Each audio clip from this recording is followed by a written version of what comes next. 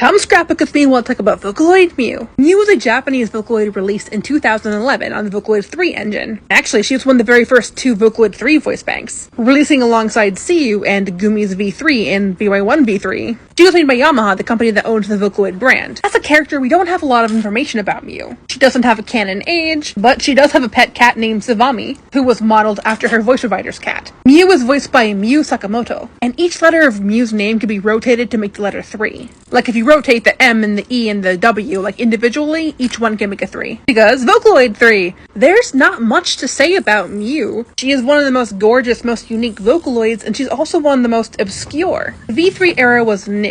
It was hot on the heels of Hatsune Miku, who released in 2007 on the Vocaloid 2 engine. By the time V3 rolled around, Hatsune Miku was a worldwide phenomena, pretty much. And a lot of companies were trying to get in on the Hatsune Miku Vocaloid hype, including, kind of ironically, Yamaha. Prior to the release of Hatsune Miku, Vocaloid the software was a very niche, underground, indie music software. Like, no one knew what Vocaloid was in the Vocaloid 1 era. In Vocaloid 2, we had Sweet Anne, then Hatsune Miku, and then the rest is history. So Yamaha was really marketing Vocaloid a lot in the Vocaloid 3 era, and Mew was very much so part of that. Prior to the release of Mew, the only two Vocaloids by Yamaha were VY1 and VY2, a hairpin and a sword that didn't even have characters. At best they had codenames and pseudo-avatars. So Mew was the first Vocaloid character from Yamaha, and she was on all the marketing material for Vocaloid 3. Vocaloid 3 had this one promotional poster that was everywhere. It was like the same PDF, but like the characters would be switched around every now and then, and Mew was just there. In Vocaloid 3, a lot of shiny new Vocaloids were coming out. This also included the languages of Korean and Chinese, which previously were not on Vocaloid to begin with. So, in the same way one might save their wishes on Genshin Impact for a character they really like, people were saving their money for a Vocaloid they might really like. Mew was definitely the bridge of non-fandom producers and fandom producers, but not many people were interested in walking that bridge. So, unfortunately, she just fell into obscurity. In the V3 era, there were enough Vocaloids that every character had at least a couple dedicated producers. No one big ever really picked up Mew, unfortunately. The biggest I can think of is Aki Clancy, and I think she only used Mew once. As for where Mew is today, she's still in the Vocaloid 3 engine.